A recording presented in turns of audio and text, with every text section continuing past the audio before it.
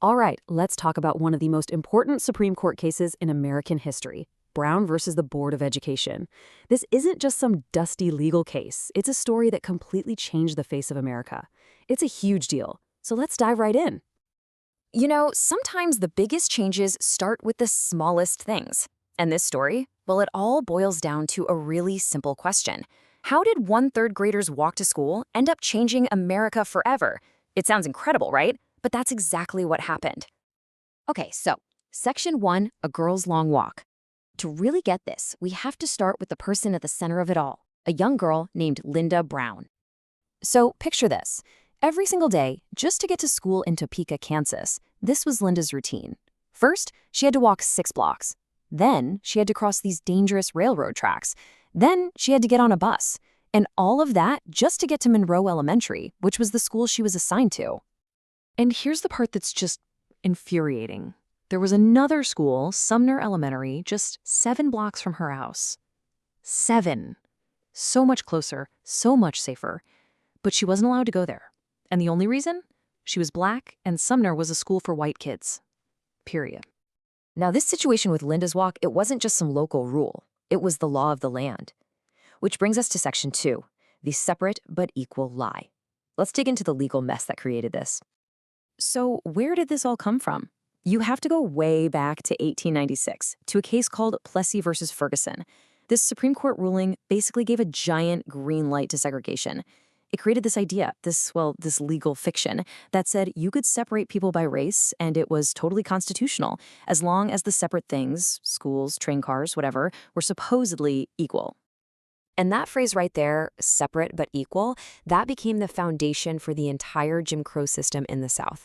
It's why you saw those infamous whites only and colored signs everywhere, on water fountains, bathrooms, and on public schools. But here's the thing. Equal was a complete and total lie. In reality, separate almost always meant unequal. I mean, look at this. This chart shows school spending in just one county in South Carolina. For every $149 spent on a white student, a black student got just 43. That's not a small difference. That is a massive, staggering gap. And that money gap, it led to some absolutely shocking conditions. We're talking schools in South Carolina for black kids with no running water, no electricity. In Delaware, you'd have these tiny, poorly equipped one-room schoolhouses, often right near a brand new, modern school for white kids. In Virginia, a black high school might be so overcrowded it didn't even have a gym or cafeteria, things that were just standard at the white school down the road. And listen, this wasn't just happening in a few random places. By the 1950s, this was the reality for millions of people. This was the law of the land. This table really drives home just how widespread this was. Look at this. Every single southern state required segregation by law. It wasn't a choice. Then you had other states like Kansas, where Linda lived, where it was optional but still legal. The law itself was propping up this entire divided system. So, okay, you've got this deeply unfair system and it's backed by decades of law. How on earth do you even begin to fight that? Well, you need a brilliant strategy.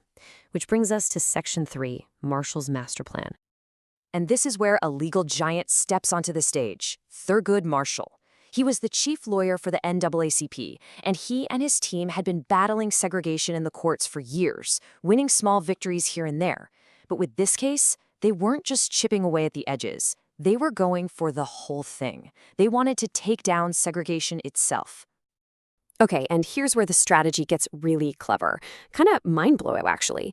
The reason they chose Linda Brown's case in Kansas was very specific. Get this. Her school, Monroe Elementary, was separate, yeah, but it wasn't unequal. At least, not when it came to things like funding or the building itself. It was basically on par with the white school. So, wait a minute. If Marshall couldn't argue that the school was worse off financially, what was his argument? What could he possibly say? It was brilliant and totally revolutionary. Marshall's team argued that the problem wasn't the buildings or the books. The problem was the act of separation itself. They brought in psychological research, including these famous doll tests, to prove that when you separate children just because of their race, you are sending them a message. You're telling the black children that they are inferior. And that, he argued, causes a deep psychological harm that can damage a person's self-esteem for life. So the argument had completely shifted. It wasn't about money anymore. It was about hearts and minds. It was about the inherent damage of segregation. The stage was set for a historic decision.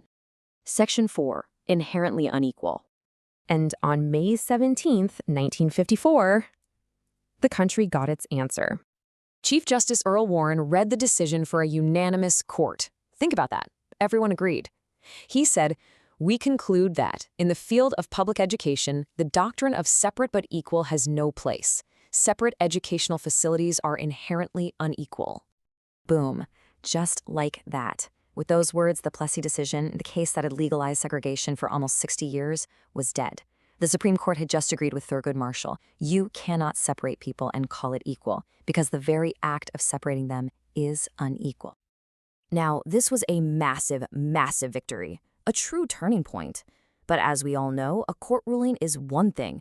Actually changing society, that's a whole other battle. The fight was far from over. Section 5, the aftermath of Brown.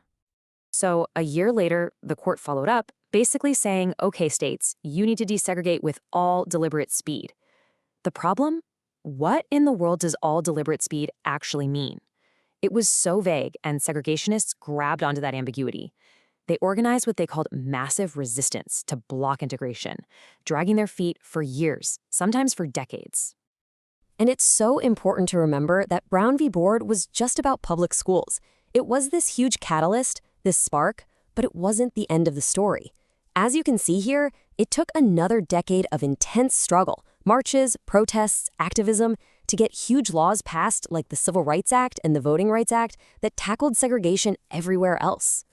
So it all comes back to that little girl's long walk to school. That one story sparked a change that redefined America's laws and, really, its soul. And it leaves us with a pretty heavy question to think about. What would our country, what would our schools look like today if the Supreme Court had decided differently? What if they had said, yeah, separate but equal is just fine?